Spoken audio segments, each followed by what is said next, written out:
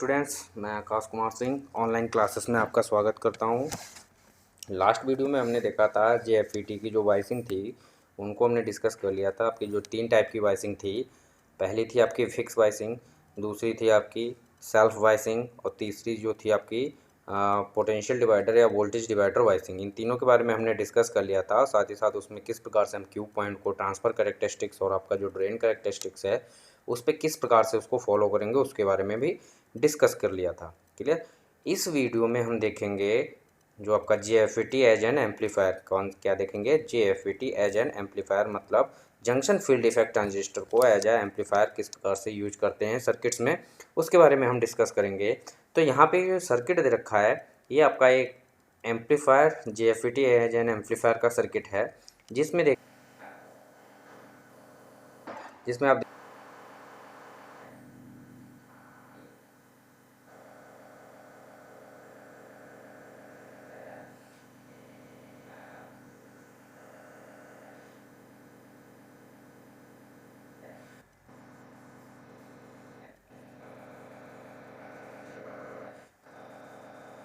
मैंने बताया था आपको जो है आपको 2 सर्किटों को जोड़ना या 2 स्टेजों को जोड़ना, साथ ही साथ AC को पास कराना और DC को ब्लॉक कर देना। ठीक है।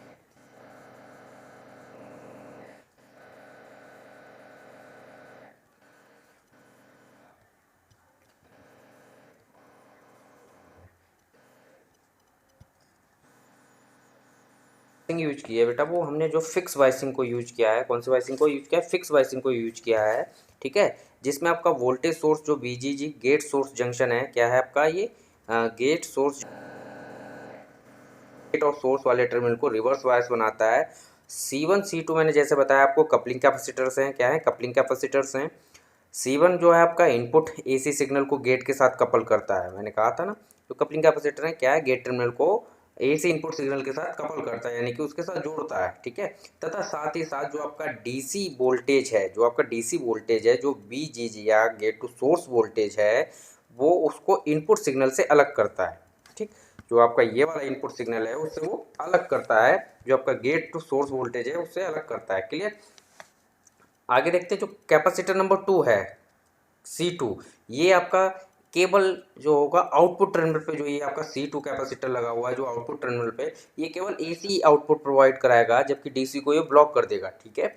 जो DC को ब्लॉक कर देगा। और जो RD जो है आपका, जो ये RD रेजिस्टेंस है मैंने जो बताया, ये आपका एक तरह से है जो केवल और केवल ड्रेन जो आपकी करंट है, ड्रेन करंट है, उसको सेफ वैल्यू पे, उसके सुरक्षित मान पर बनाए रखने के लिए प्रयोग किया जाता है।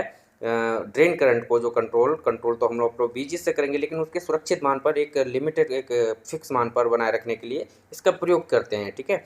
अब देखते हैं इस जो आपकी सर्किट है इसकी वर्किंग क्या है, किस प्रकार से इसका प्रयोग करते हैं, उसके बारे में हम डिस्कस करते हैं।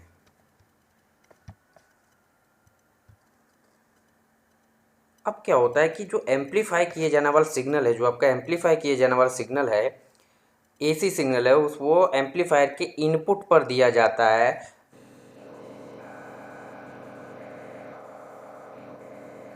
वाला जो आपका इनपुट पार्ट है, जो AC इनपुट वोल्टेज लिखा है, ये आपका इनपुट पार्ट है, इस पे दिया जाता है। ठीक है। क्या और होता क्या है, ये सिग्नल जो होता है, जो AC सिग्नल होता है, वो निगेटिव बायस पर अध्यारोपित, यानी कि निगेटिव बायस पर दिया जाता है। जो आपका गेट टू सोर्स टर्मिनल है, ये आपका रिवर्स बायस जंक्शन होता है, और इस पे ही, इसके साथ इसको कनेक्ट किया जाता है। इसी पे, इसके साथ ही हम इसको अप्लाई करते हैं। ठीक।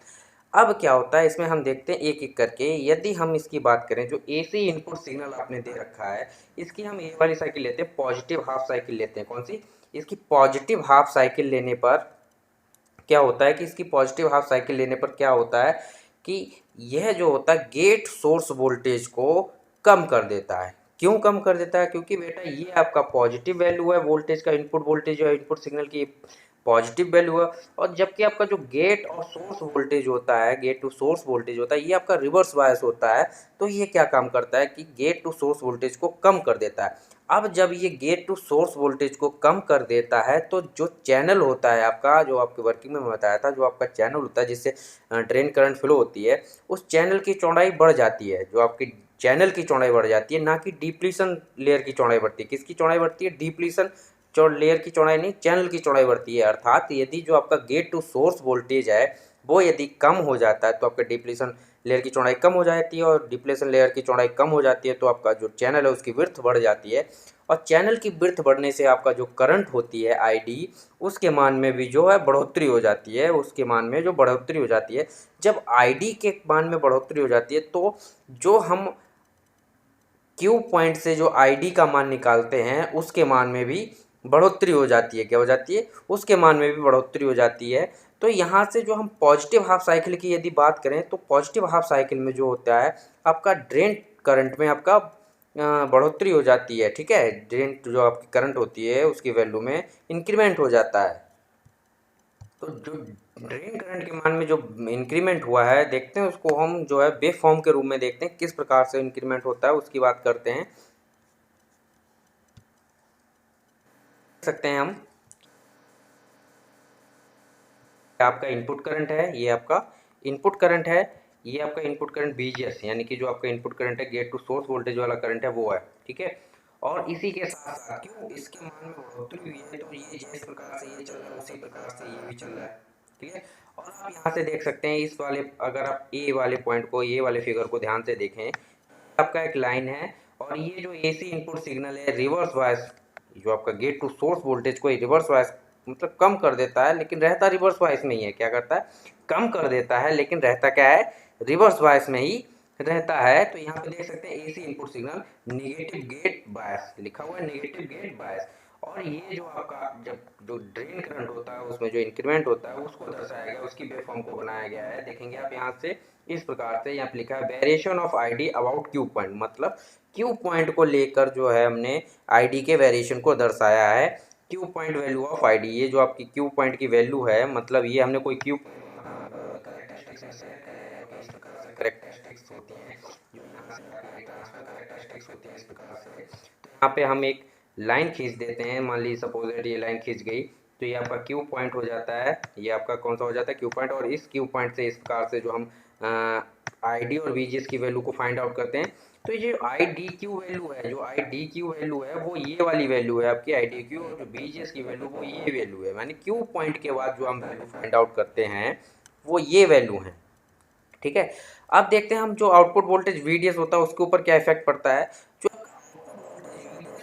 है जो आपका आउटपुट वोल्टेज वीडीएस होता है उसको हम किस प्रकार से निकालते हैं, उसको निकालने का जो तरीका है, हमारे पास इक्वेशन है वीडीएस बराबर, क्या होती है इक्वेशन? वीडीएस बराबर वीडीडी, क्या होता है बेटा? VDD minus ID RD, minus ID RD. ठीक है, अब जब यहाँ से आप इस रिलेशन से देखेंगे, क्योंकि आपका वीडीडी आपका फिक्स वोल्टेज है, क्या आपका एक फिक्स वोल्टेज है, और आईडी आईडी और आरडी आपका वेरिएबल है। आईडी आपका वेरिएबल है, वीडीएस वीडीएस वेरिएबल है। वीडीएस का मान डिपेंड करेगा आईडी पे। यदि यहाँ से आईडी के मान में जो बढ़ोतरी हो रही है, क्यों बढ़ोतरी हो रही है? क्योंकि हम पॉजिटिव हाफ साइकिल में देखेंगे, जो एसी सिग्नल अप्लाई कर रहे हैं पॉजिटिव हाफ साइकिल में, तो उसकी वजह से जो रिवर्स बायस गेट वोल्टेज है उसके मान में कमी हो रही है और चैनल की जो चौड़ाई बढ़ रही है, जिससे आपकी ड्रेन करंट की मान में बढ़ोतरी हो रही है। तो इस ड्रेन करंट के मान में बढ़ोतरी होने, इस ड्रेन करंट के मान में बढ़ोतरी होने के कारण तो यहाँ से जो आईडी का मान बढ़ेगा तो बीडीएस का मान क्या होगा? कम हो जाएगा। क्या हो जाएगा? बीडीएस का मान कम हो जाएगा। क्यों? क्योंकि ये तो आपका फिक्स है, ये वाला पॉइंट आपका फिक्स है, और ये जो बीडीएस बराबर है आपका जितना होगा बीडीएस के मान में कमी आएगी। क्या आएगी? बीडीएस के मान में कमी आएगी, बीडीएस घटता जाएगा। और देखेंगे यदि हम आज ज़्यादा बढ़ाते जाएंगे तो बीडीएस का मान आपका रिवर्स बायस में जाएगा। क्यों जाएगा? क्योंकि यहाँ से ये आपका फिक्स रहेगा और आईडी के मान बढ़ाने पर ये जो नेगेटिव साइन होगा इसकी वजह से बीडीएस का मान जो रहेगा हमेशा निगेटिव में रहेगा। यानी कि यदि आपका आईडी का जो वेव फॉर्म होगी वो पॉजिटिव से शुरू होती है तो उसी मान पे आपका बीडीएस का जो मान होगा वो निगेटिव से शुरू होगा, तो ये निगेटिव से शुरू हो जाएगा। ठीक है, तो यही इसी को बोला जाता है फेज शिफ्ट या फेज रिलेशन बिटवीन आईडी, यानी कि फेज रिलेशन किस में होगा? इनपुट तथा आउटपुट जो वोल्टेज होगा उसमें फेज रिलेशन का बात कही जाती है। तो वो यही बात होती है कि फेज रिलेशन क्या होता है कि देखेंगे आप इनपुट वोल्टेज में यदि आपका फेज आपका ये है तो आउटपुट वोल्टेज में ये जस्ट 180 डिग्री पे हो जाता है। आउटपुट वोल्टेज में फेज शिफ्ट कितना हो जाता है? 180 डिग्री का फेज शिफ्ट हो जाता है। बातों और इन सब बातों के बीच में हमें ये भी ध्यान रखना है कि एम्पलीफायर का क्यू पॉइंट जो है लोड लाइन के ठीक मध्य में स्थित करना चाहिए, जिससे जो एम्पलीफाइड एसी सिग्नल हो आपका, उसमें किसी प्रकार का कोई भी डिस्टॉर्शन ना हो पाए, यानी कि डिस्टॉर्शन जनरेट ना हो पाए, एकदम मिडिल में होना चाहिए। इस चीज़ का भी हमें ध्यान रखना है। क्यों? कपलिंग कैपेसिटर होगा ये केवल और केवल आपका एसी आउटपुट वोल्टेज को ही आउटपुट पे प्रोवाइड कराएगा, जबकि यहाँ से जो बाइसिंग के लिए डीसी वोल्टेज प्रयोग किया है, इसको कपलिंग कैपेसिटर C2 जो होगा उसको ब्लॉक कर देगा। क्या कर देगा? ब्लॉक कर देगा। क्लियर ये चीज़? अब हम देखते हैं बेटा इसका ग्राफिकल जो है एक्सप्लेनेशन देखते हैं, यानी कि ग्राफिकल रिप्रेजेंटेशन देखते हैं। इसको ग्राफी विधि से किस प्रकार से हम इसको प्रदर्शित कर सकते हैं, उसके बारे में डिस्कस करते हैं। यहाँ पे आप देख सकते हैं ये आपका इसका ग्राफिकल रिप्रेजेंटेशन है, जो हमने क्यू पॉइंट की मदद से ड्रॉ किया हुआ है। आप देख सकते हैं ये अपने दो पॉइंट हैं, एक पॉइंट आपका एम है इस वाले आईडी वाले कर्व पर, और एक जो लाइन है, एक जो बिंदु है ये एम एन है। इन दो पॉइंटों को फाइंड आउट किया है, जिसको हमारी इक्वेशन होती है वी डी एस बराबर, जो हमारी इक्वेशन क्या होती है, वी डी एस बराबर बराबर क्या होता है, V D D V D S बराबर V D D minus I D और आर डी क्या होता है, माइनस आर डी।